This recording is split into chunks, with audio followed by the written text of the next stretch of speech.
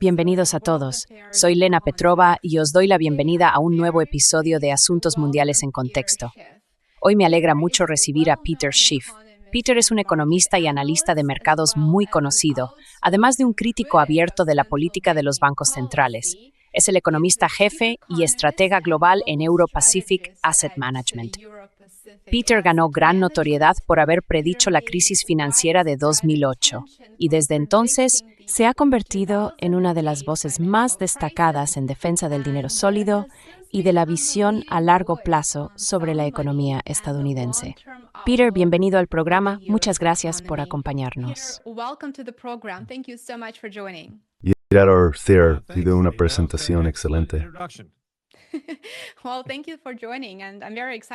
Bueno, gracias por acompañarnos. Estoy muy ilusionado con esta conversación. Me gustaría empezar con tu visión general, con una mirada más amplia sobre la situación actual de la economía estadounidense. El presidente Trump ha descrito en varias ocasiones la economía de Estados Unidos como si estuviera viviendo una edad dorada, señalando los récords en la bolsa, la alta producción de petróleo y gas y el éxito de sus políticas arancelarias. Sin embargo, ese relato contrasta con los informes sobre pérdida de empleos, aumento de la inflación y un crecimiento salarial que se está frenando. ¿Dónde estamos realmente hoy? ¿Y es la economía estadounidense tan fuerte como afirma la administración Trump? The golden age may be limited to gold itself. Bueno, ya sabes, puede que la edad de oro se limite al oro en sí, porque el oro ha ido muy bien desde que Trump es presidente. Pero no tiene nada que ver con, ya sabes, la llamada edad dorada, que es lo que eso evocaría, la de finales del siglo XIX. Aquello sí fue un auténtico auge económico. Lo que tenemos ahora es un auge que solo existe en la imaginación de Donald Trump. Pero si miras cualquier indicador objetivo de los que solemos usar, y ni siquiera digo que sean los mejores, son los que utiliza prácticamente todo el mundo. El PIB creció un 2,1% el año pasado. GDP grew by 2.1% last year. That was slower than any year under Biden. Eso fue más lento que cualquier año con Biden. En 2024 fue un 2,8, en 2023 un 2,9. Así que es una desaceleración importante. ¿Cómo puede llamarse eso un boom? La creación de empleo fue mínima.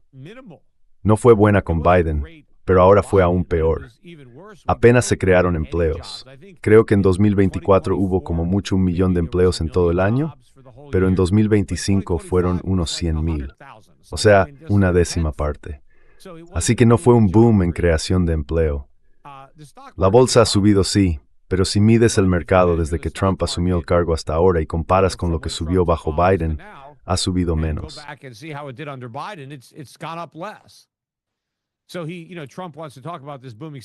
Ya sabes, Trump quiere hablar de este mercado bursátil en auge. Bueno, pues gran cosa. Quiero decir, subió aún más cuando Biden era presidente. Se supone que él fue el peor presidente de la historia y Trump el mejor. Y Trump tenía, o mejor dicho, Biden tenía la peor economía de todas, y ahora resulta que Trump tiene la mejor. Aunque tenemos un mercado laboral más débil, un crecimiento del PIB más flojo y además la inflación está subiendo. En 2026, creo que el IPC va a subir más este año que en cualquiera de los años en que Biden fue presidente, salvo quizá uno, pero puede que incluso supere el año más alto bajo Biden. Así que la inflación tampoco está controlada. La inflación está aquí, ha venido para quedarse, y creo que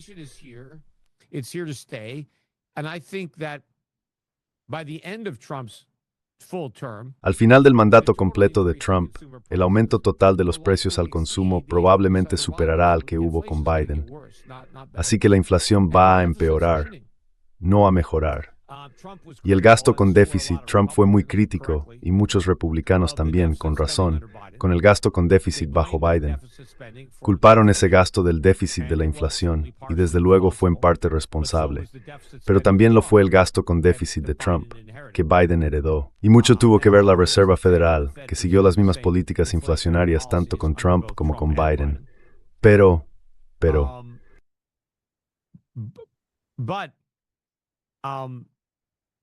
If we end up with even Si acabamos con una inflación aún peor y una economía más débil.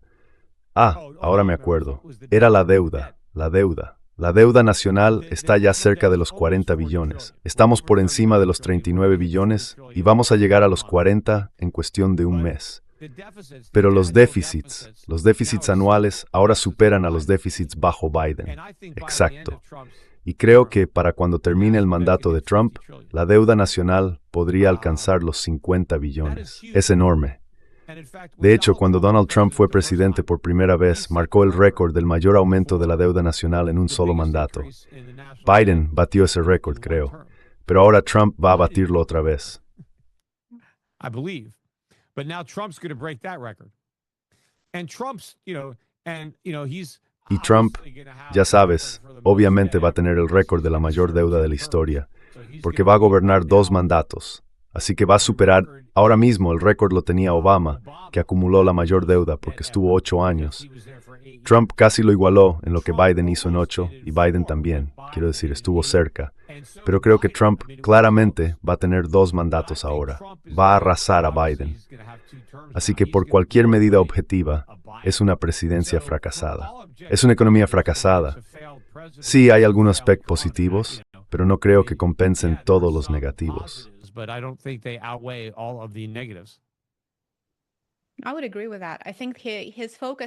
Estoy de acuerdo con eso.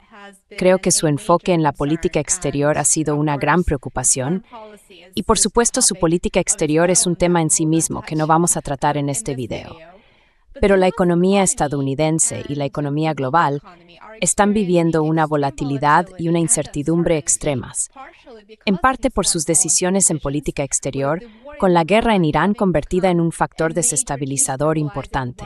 Las consecuencias económicas de una guerra larga y prolongada son, por supuesto, imposibles de predecir.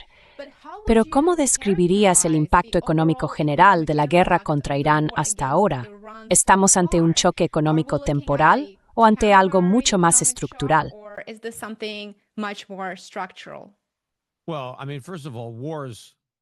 Bueno, a ver, para empezar, las guerras nunca son buenas para la economía. Son caras de librar. Ya sabes, se acumulan déficits, se genera inflación para financiarlas. Las guerras destruyen cosas, lo alteran todo. Ahora bien, es posible que el resultado de una guerra, si se trata de una guerra justa y al final conduce a una sociedad más pacífica y más productiva, a una economía global más estable, pueda tener algún beneficio a largo plazo. Pero, independientemente de esos posibles beneficios futuros, mientras la guerra se está librando, es un coste. No es algo positivo. Ahora, claro, sí puede ser positivo para algunas personas, ¿verdad?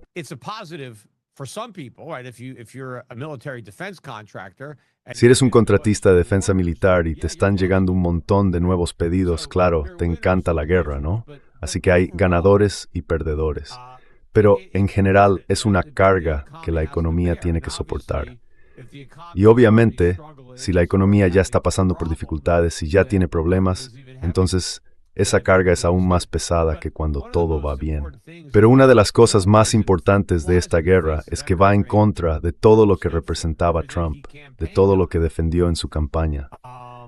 Trump prometió mantenernos fuera de las guerras, acabar con ellas.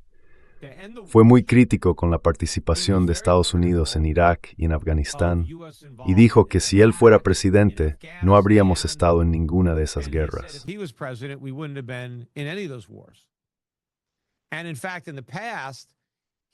De hecho, en el pasado él había criticado a Obama porque lo acusaba de estar pensando en lanzar una guerra contra Irán como distracción política. Decía algo así como, va a declarar la guerra. Y solían hablar de la posibilidad de una guerra con Irán como una de las consecuencias negativas de elegir un demócrata.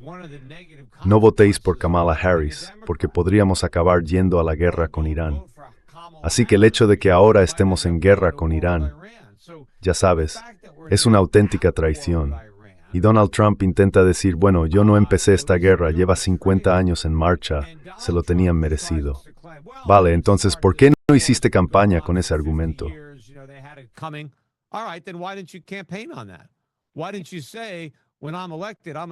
¿Por qué no dijo, cuando me elijan, voy a empezar una guerra con Irán, porque se lo tienen merecido? Ya sabes, todo eso que supuestamente hicieron para justificar la guerra. Trump lo sabía mucho antes de empezarla. Lo sabía mucho antes de ser reelegido. Entonces, ¿por qué no asumió eso? ¿Por qué no dijo, votad por mí y voy a darle una paliza a Irán? No lo hizo.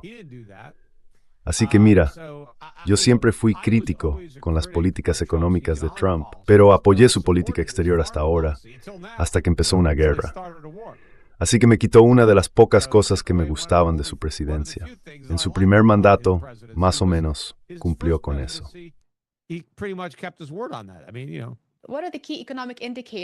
¿Cuáles son los principales indicadores económicos que estás siguiendo para evaluar cómo evoluciona esto y cómo afecta a la economía de Estados Unidos? Porque la inflación claramente está repuntando y el mercado laboral se está debilitando. Pero ¿en qué otras cosas te fijas para ver cómo influye en la economía estadounidense y si puede tener un impacto a largo plazo?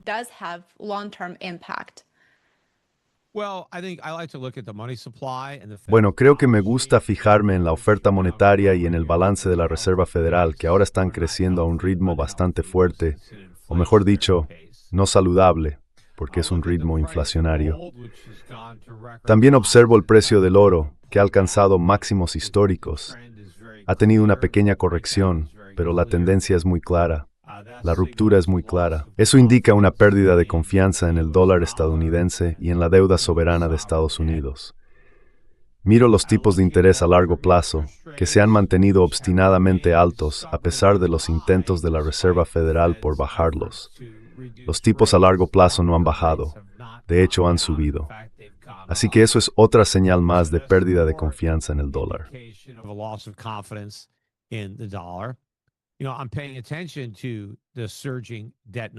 Estoy prestando atención al aumento de la deuda y también a algunas encuestas de popularidad donde el presidente aparece como el más impopular de la historia en materia económica. Eso dice mucho, porque al final la economía va del bolsillo. Cuando alguien te pregunta en una encuesta si estás satisfecho, si apruebas cómo el presidente está gestionando la economía, no lo miras desde la perspectiva de todos. Lo miras desde la tuya, desde la economía de tu familia. ¿Cómo te va? ¿Las cosas están mejorando para ti o están empeorando? Y cuando hay un número récord de personas que dicen, no apruebo, no tengo confianza, es porque las cosas les están yendo a peor.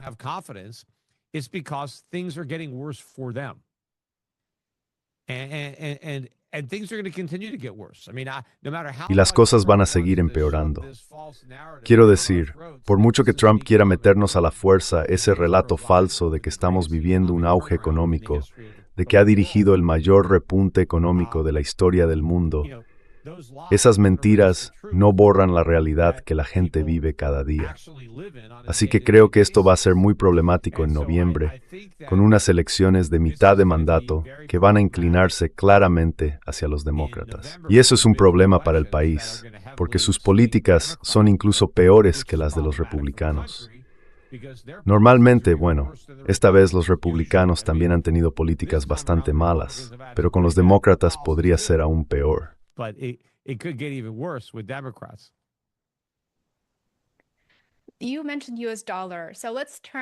Has mencionado el dólar estadounidense, así que hablemos un momento del dólar. El dólar, por supuesto, se ha considerado durante mucho tiempo un valor refugio. Es una moneda de reserva global. Pero en los últimos años, los bancos centrales han ido diversificando sus activos y alejándose del dólar. Y lo curioso es que el dólar se fortaleció después de que comenzara la guerra con Irán, a pesar de que llevaba más de un año en una trayectoria descendente antes del conflicto. ¿Recuperará el dólar su condición de valor refugio o se trata simplemente de un repunte a corto plazo que está en realidad condenado a desaparecer?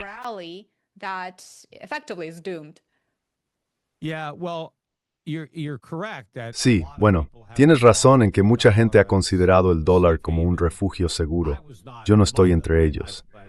Siempre he visto el dólar como un riesgo del que hay que protegerse. Necesitas seguridad frente al dólar, no buscar seguridad en el dólar. Pero el dólar tuvo un 2025 muy débil, fue uno de sus peores años. Así que el hecho de que repuntara un poco en 2026 con la guerra como catalizador no es sorprendente. igual que el oro. Cuando empezó la guerra, el oro estaba en $5,500 y ahora está en 4,800. Llegó a bajar hasta los 4,100. El hecho de que la gente haya recogido beneficios con el oro después de una gran subida, no creo que destruya la idea de que el oro es un refugio seguro. Simplemente había subido tanto antes de la guerra que devolvió parte de esas ganancias cuando la guerra comenzó.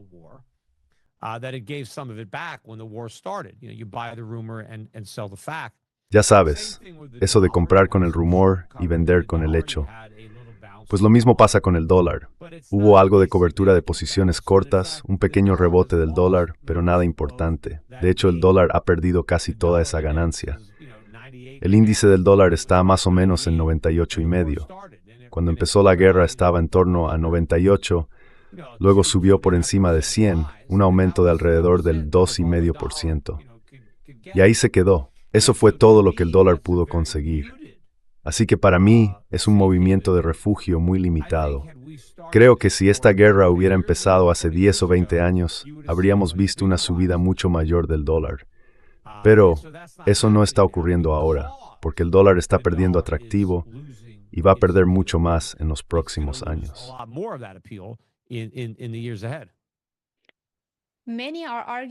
Muchos dicen que el petrodólar está muriendo o que ya ha muerto. Y claro, con el estrecho de Hormuz, en esta situación tan incierta, abierto, cerrado, bloqueado, también estamos viendo informes que apuntan a que Irán podría empezar a cobrar un peaje. Básicamente, montar un puesto de peaje y cobrar a los barcos que no sean chinos, rusos, estadounidenses o israelíes por cruzar Hormuz. Pero, por supuesto, esas transacciones se harían en yuanes. Así que, ¿qué opinas sobre la pérdida de peso del petrodólar y las implicaciones más amplias que eso podría tener para el dólar estadounidense como moneda de reserva mundial?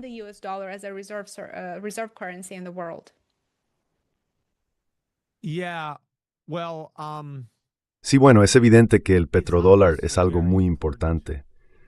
Quiero decir, si volvemos al origen de cómo surgió todo, fue poco después de que Estados Unidos abandonara el patrón oro, cuando el dólar estaba respaldado por oro y se podía canjear por oro.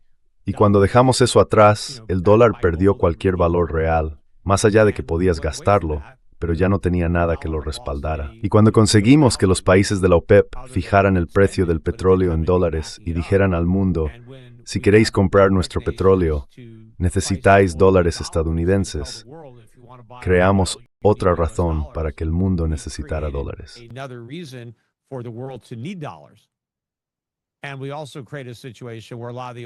Y también creamos una situación en la que muchos países de la OPEP que recibían dólares a cambio de su petróleo, se quedaban con esos dólares e invertían en bonos del Tesoro de Estados Unidos, prestando ese dinero de nuevo al gobierno estadounidense.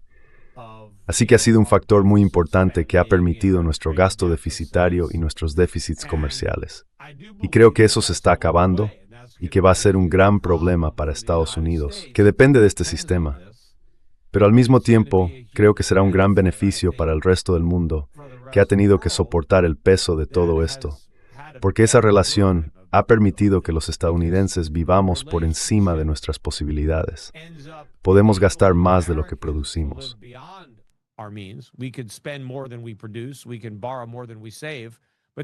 Podemos endeudarnos más de lo que ahorramos, pero eso solo es posible porque el resto del mundo acepta el otro lado de ese trato. Ellos producen más de lo que consumen y ahorran más de lo que piden prestado. Así que nosotros vivimos por encima de nuestras posibilidades y ellos tienen que vivir por debajo de las suyas. Eso es lo que lo hace posible. Y cuando esa relación se acabe, las cosas se equilibrarán. Nuestro nivel de vida bajará y el del resto del mundo subirá. Si lo mides por el consumo, por cuánto puedes comprar y cuánto puedes invertir en tu propia economía, creo que el mundo saldrá ganando. Y Estados Unidos perderá ese privilegio desmesurado del que ha dependido durante tanto tiempo.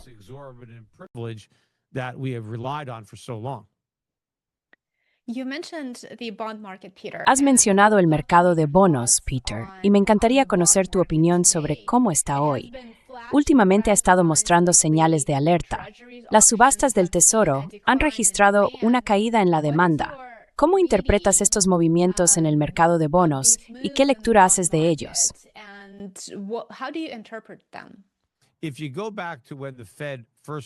Si volvemos al momento en que la Reserva Federal empezó a bajar los tipos desde su punto más alto, el tipo de los fondos federales estaba en torno al 5,25%. Y la razón por la que la Fed empezó a recortar no fue porque hubiéramos ganado la guerra contra la inflación. En realidad, nos rendimos. Ganó la inflación. Fue porque los bancos empezaron a quebrar. Así que la Fed intentó aliviar la presión sobre los balances de los bancos bajando los tipos. Pero antes del primer recorte, yo ya había dicho que cuando la Fed empezara a bajar los tipos a corto plazo, los tipos a largo subirían. Muy poca gente hizo esa previsión. Y eso fue exactamente lo que pasó. Los primeros 75 puntos básicos de recorte se tradujeron en 75 puntos básicos más en el tramo largo.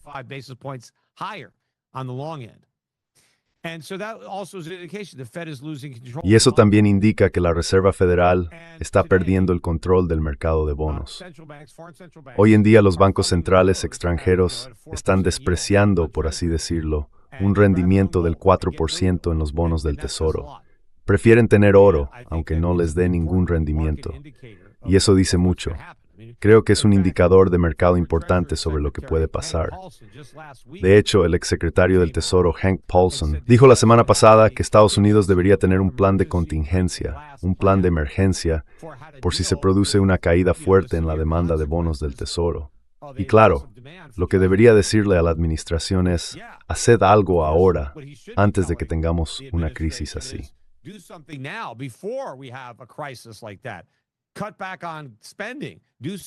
Recorta el gasto. Haz algo que genere confianza para que no tengamos un colapso en la demanda de bonos del Tesoro. En cambio, su consejo fue, bueno, al final tendremos un colapso, así que preparémonos para ello. Pensemos simplemente qué vamos a hacer, lo cual para mí es un mal consejo. Quiero decir, ¿qué se supone que vas a hacer? En mi podcast hice una broma. Dije que el único plan que se me ocurría en ese momento era tener un revólver detrás de un cristal, y cuando rompes el cristal, te pegas un tiro en la cabeza. Esa sería la única solución en ese punto. Pero cuando un exsecretario del Tesoro dice lo mismo que yo llevo diciendo, quizá haya gente que debería prestarle atención.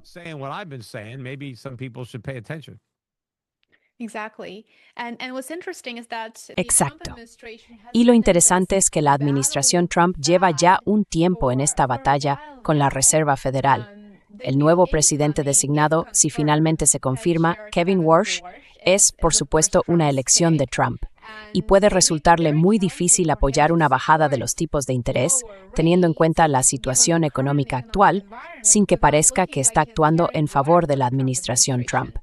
Así que la independencia de la Reserva Federal, o al menos la apariencia de independencia, está en juego. ¿Qué esperas de las políticas de la Fed bajo el mando de Warsh si se confirma su nombramiento en cuanto a la respuesta ante una inflación disparada y un mercado laboral en debilitamiento?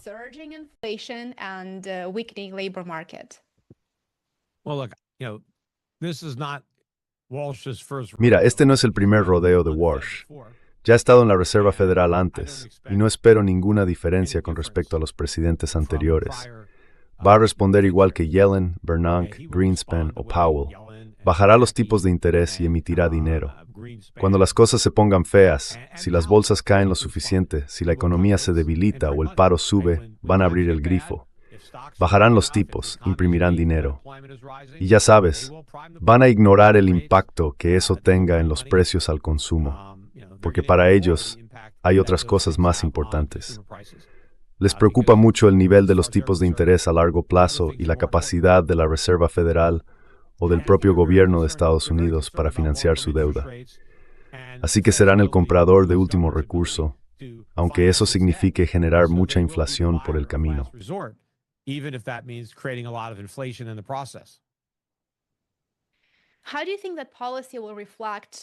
¿Cómo crees que esa política se reflejará en la demanda global de bonos del Tesoro de Estados Unidos? Porque para mí, el mundo ya está diciendo que Estados Unidos no tiene ningún sentido de responsabilidad fiscal.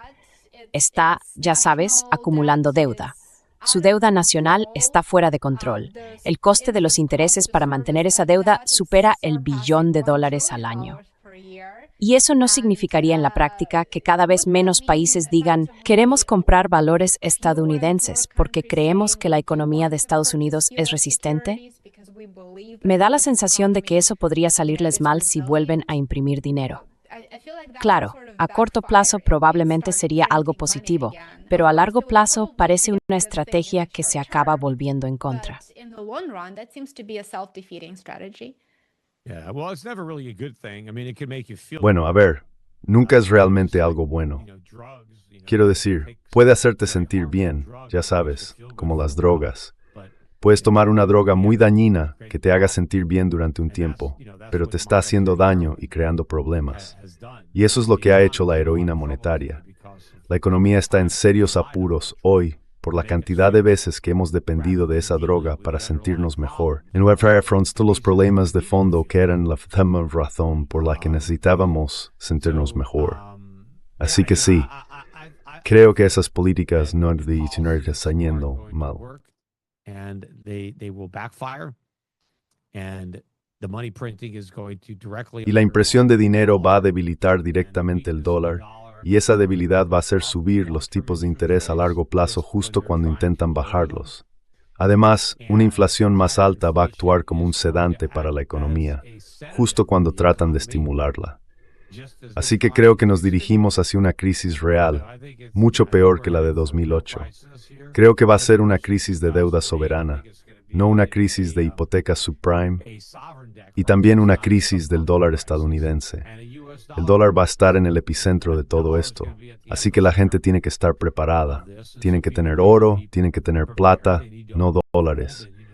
Por eso creé Shift Gold. That's why, I got Shift Gold. That's my gold company. I get people to buy as much gold. Esa es mi empresa de oro. Yo animo a la gente a comprar todo el oro y la plata que puedan. Y también necesitan invertir en el extranjero, salir de los mercados estadounidenses. Quiero decir, los mercados de Estados Unidos están muy sobrevalorados. El dinero ya está saliendo. Así que la gente debería buscar estas estrategias internacionales. Y esas son precisamente las estrategias en las que estamos especializados en Euro-Pacific Asset Management.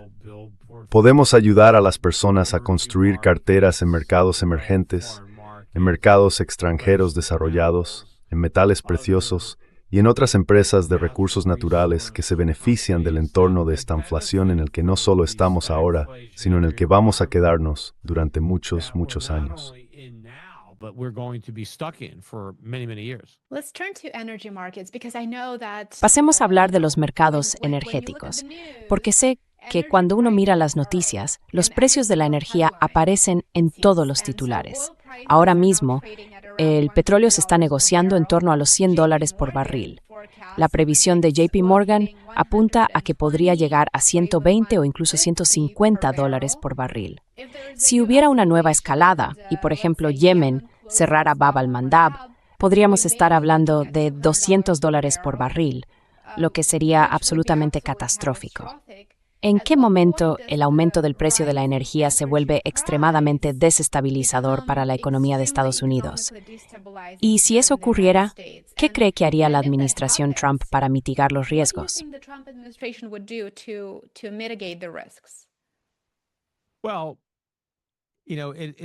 Bueno, ya sabes, esto va a tener un efecto incluso con los precios actuales, que rondan los $100 por barril.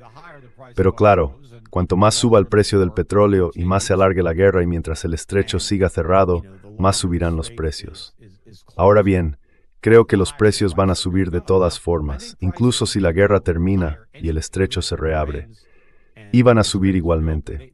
Esto solo hace que suban antes y más. No sé exactamente en qué punto el precio del petróleo sería tan alto que por sí solo podría llevar a la economía a una recesión. Pero desde luego ya está teniendo un impacto, aunque sea pequeño, y ese impacto va a ser mayor. Y bueno, mucha gente habla de la destrucción de la demanda. Ya sabes, cuando el petróleo sube, usamos menos petróleo.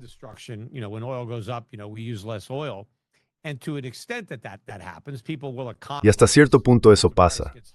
La gente tiende a ahorrar si el precio sube lo suficiente. Pero gran parte de la caída de la demanda no se da realmente en la energía, sino en otras cosas. Porque si tengo que gastar mucho más dinero en energía, y no hablo solo de la gasolina del coche, también de calentar mi casa o del fertilizante que se usa para producir mi comida, entonces mi comida se encarece. Así que todo lo que se ve afectado directamente por el cierre del estrecho se vuelve más caro, ¿verdad? ¿De dónde saco el dinero? Pues tengo que recortar en otras cosas. Así es como se destruye la demanda, en el gasto discrecional.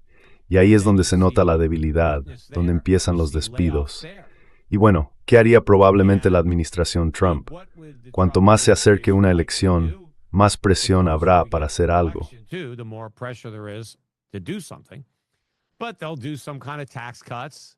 Pero harán algún tipo de recorte de impuestos, algún truco, quizá bajen el impuesto a la gasolina, o den a todo el mundo un cheque de estímulo para la gasolina, o algo así.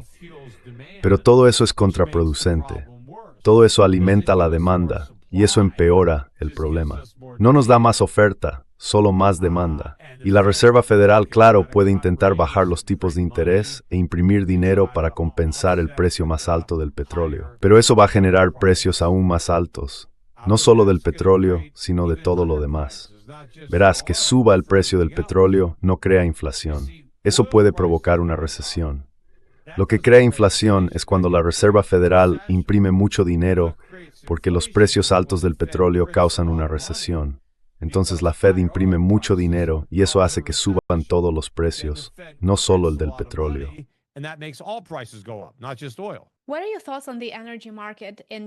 ¿Cuál es tu opinión sobre el mercado energético en general?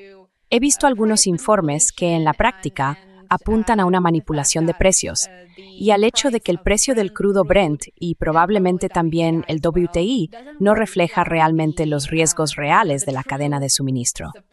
¿Qué opinas de la situación general de los precios? ¿Reflejan las condiciones reales del mercado o hay otros factores en juego que quizá la gente no conoce?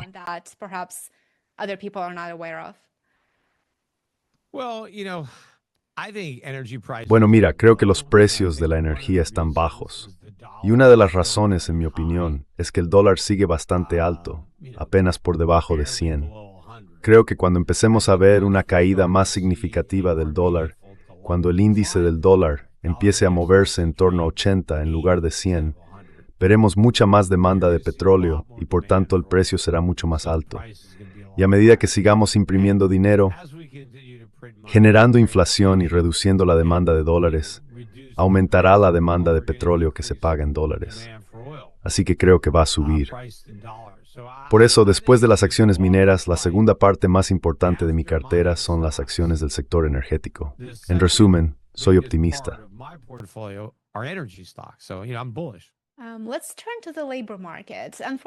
Pasemos al mercado laboral. Por desgracia, el aumento de los costes energéticos no es el único problema. Y a pesar de los últimos datos generales sobre el mercado laboral, la encuesta a los hogares muestra que en lo que va de año, Estados Unidos ha perdido aproximadamente 1.400.000 empleos. Así que la economía estadounidense se está debilitando claramente. Y ahora mismo, con el aumento de los costes de la energía, se podría decir que estamos en el camino hacia una estanflación en toda regla. Por tanto, la Reserva Federal se encuentra de algún modo atrapada entre combatir la inflación y apoyar el crecimiento económico. ¿Cómo complica esta situación las decisiones de los bancos centrales en todo el mundo, incluida la propia Reserva Federal?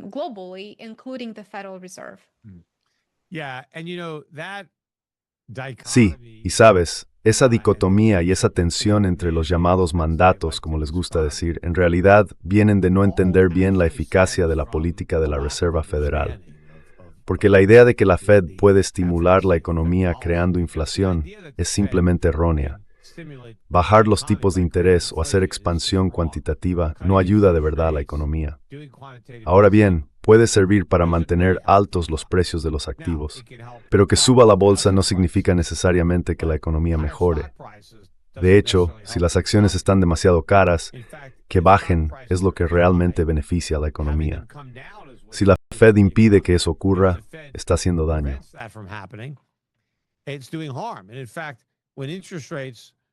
De hecho, cuando los tipos de interés son altos y hay una recesión, si la Reserva Federal los reduce de forma artificial, podría estar perjudicando a la economía. Los tipos de interés altos existen por una razón. Intentan corregir un problema. Normalmente ese problema es la falta de ahorro. Por eso, los tipos altos son la forma que tiene el mercado de fomentar el ahorro y de desincentivar el endeudamiento. Así que si tenemos demasiado endeudamiento y poco ahorro, es de strength carryt live suvan. En su arrivagipsaxadis mois por strength carryt now. Now, those high interest rates could result in a recession in the short run. But if the Fed now intervenes and says, oh, Pero si ahora la Reserva Federal interviene y dice, tenemos que bajar los tipos de interés para combatir esta recesión, lo que hace es socavar lo que el mercado intenta conseguir al subir los tipos. Y entonces acabas con tipos artificialmente bajos que están dañando la economía. A corto plazo, claro, puede parecer bien, como cuando alguien que está de bajón toma más drogas para sentirse mejor. Pero lo que realmente conviene es sacar esas drogas del cuerpo y pasar por el síndrome de abstinencia. Eso es, de vez en cuando, lo que el mercado intenta hacer. Y cuando un banco central interfiere en ese proceso, lo que hace es perjudicar, no ayudar.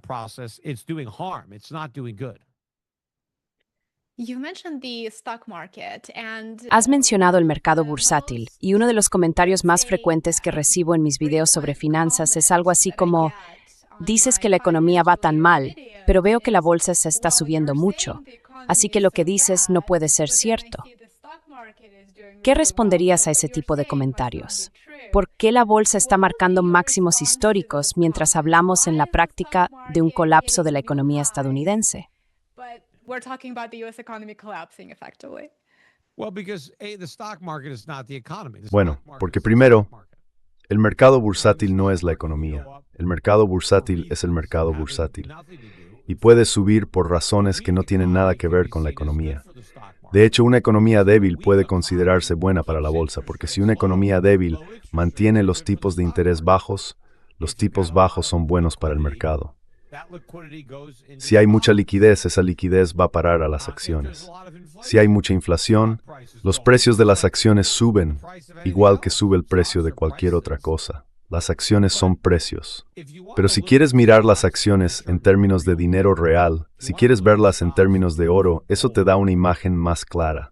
Porque hace 20 años, bueno, en realidad hace 26, el Dow valía más de 40 onzas de oro. En su punto máximo, quizá 43 o 44.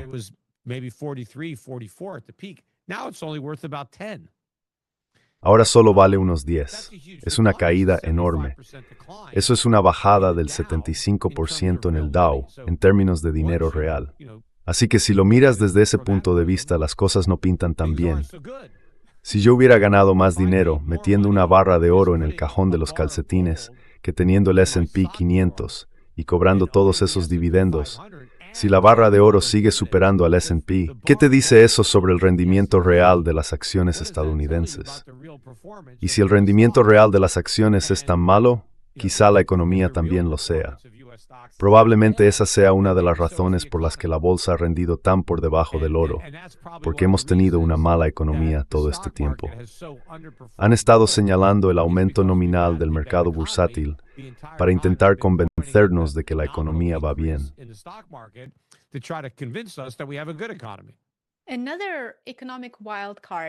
Otro factor económico imprevisible, diría yo, que merece atención, es el mercado de crédito privado. Su tamaño ronda el $1.3 billón, y en las últimas semanas sus principales actores como Blue Owl Capital y Blackstone han limitado las retiradas de los inversores. Estos préstamos, por supuesto, no son activos líquidos, y si los fondos empiezan a vender esas carteras para cubrir las solicitudes de retirada, probablemente tendrán que hacerlo con pérdidas. Así que eso solo va a empeorar las cosas. Y me sorprendió bastante un comentario reciente del consejero delegado de JP Morgan, Jamie Dimon. Advirtió que las pérdidas en el crédito privado serán, cito, mayores de lo esperado. ¿Cuál es tu interpretación de la situación del crédito privado y de su posible impacto en este estado tan frágil de la economía estadounidense actual? Yeah, well, Sí, bueno, ya sabes, si tenemos una recesión económica va a haber impagos. Y con muchos de estos préstamos privados, no tengo claro cómo fue el proceso de evaluación. Muchas veces, en épocas buenas, los analistas tienden a mirar hacia otro lado. Asumen más riesgo cuando los tipos de interés son bajos. Así que ya sabes, igual que durante la crisis financiera de 2008, la gente fue muy imprudente mientras la fiesta seguía. Y por eso la resaca fue tan dura cuando la música se detuvo. Y estoy seguro de que ahora es incluso peor.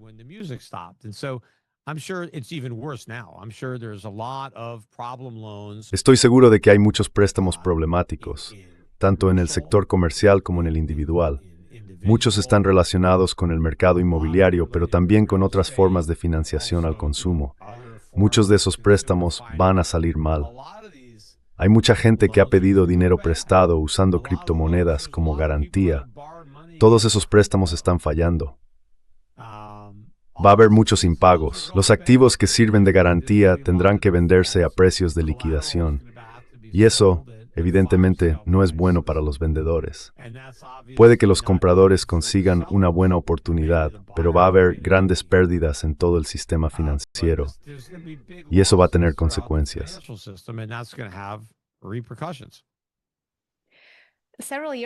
Hace varios años recuerdo haberte visto muy escéptico con la industria de las criptomonedas, y eso fue, creo, antes de la era Trump 1.0. Eso always represent. Sí, lo sé. Estoy intentando ser diplomático aquí. Tú eras bastante escéptico. Y luego, claro, Trump llegó a la presidencia y tanto él como sus hijos están muy centrados en impulsar sus negocios de criptomonedas y en hacer de eso una prioridad. ¿Han cambiado tus opiniones sobre las criptomonedas y qué opinas de toda esta especie de locura cripto de Trump que vemos cada día en las noticias?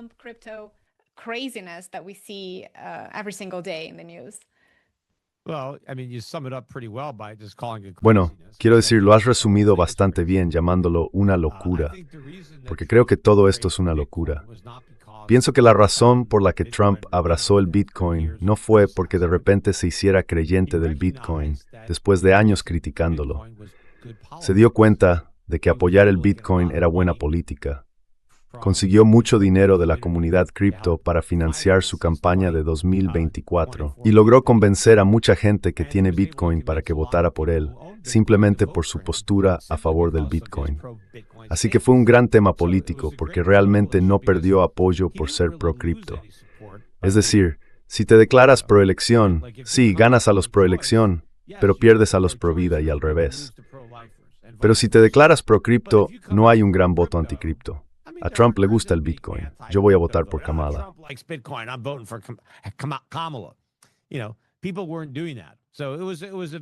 La gente no estaba haciendo eso.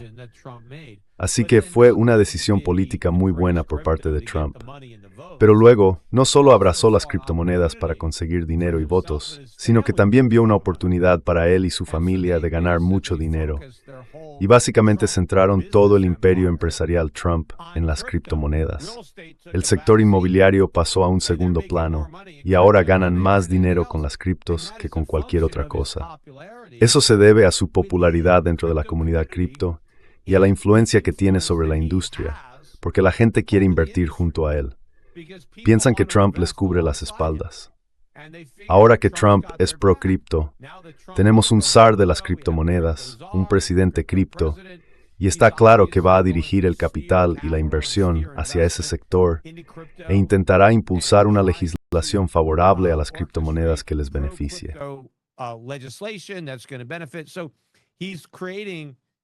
Así que él está creando, ya sabes, esa percepción para alimentar la euforia. Lo interesante es que ahora el Bitcoin está más bajo que antes. Ha perdido todas las ganancias que había conseguido al principio de la administración Trump, a pesar de toda esta expectación, de toda esta promoción. Y eso lo que demuestra es que el dinero inteligente, el dinero de verdad, estaba esperando para vender. La gente del mundo cripto que ayudó a elegir a Trump aprovechó para hacer caja. Cuando el Bitcoin subió, Fueron ellos los que vendieron. Habían comprado antes de que él saliera elegido y luego vendieron después. Pero ahora hay un montón de gente atrapada que compró Bitcoin por más de $100,000 y que va a perder hasta la camisa.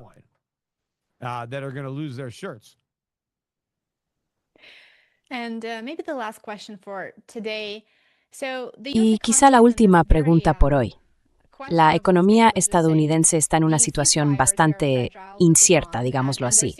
El alto el fuego con Irán es muy frágil y parece que podría haber una nueva ronda de negociaciones este fin de semana. Creo que por ahora los informes no están confirmados. Mi punto es que no tenemos claro en qué posición estamos, ni si las cosas van a escalar o si, por así decirlo, se van a quedar en pausa. Se acercan las elecciones de mitad de mandato, y está claro que él tiene que centrarse también en la política interna, no solo en las relaciones exteriores, pero el impacto económico de sus políticas ha sido muy impopular. Entonces, ¿cuál es el objetivo final de Trump en materia económica? ¿Cuál es el plan para combatir el resurgimiento de la inflación?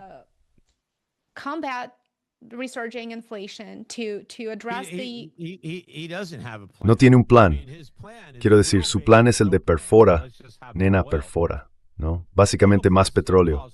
Los precios del petróleo no causan la inflación. Pero ya sabes, ahora no estamos extrayendo mucho más petróleo que cuando Biden era presidente. Así que no va a tener un gran impacto. Y claro, ahora tenemos lo que está pasando con la guerra, que de todos modos deja sin sentido todo ese escenario de perfora, nena perfora. Pero aparte de eso, Trump no tiene un plan. Su otro plan es intentar presionar a las empresas, ya sabes, como las farmacéuticas y eso de Trump RX, y forzarlas a vender sus productos a precios más bajos. Pero eso no va a funcionar. Es como un control de precios del gobierno. Está intentando atacar los síntomas de la inflación, ignorando la causa de fondo. Igual que cuando tuvimos controles de precios, ya sabes, con Nixon o con Ford. No funcionaron.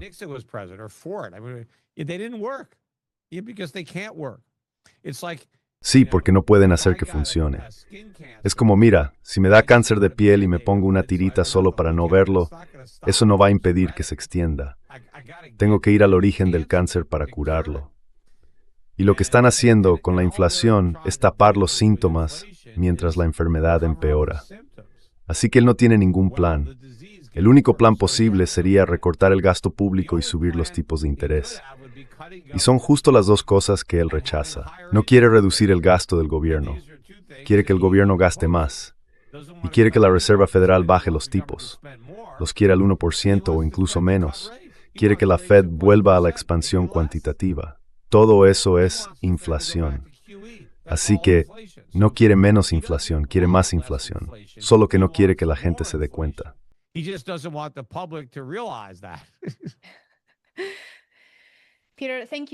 Peter, muchísimas gracias por acompañarnos hoy.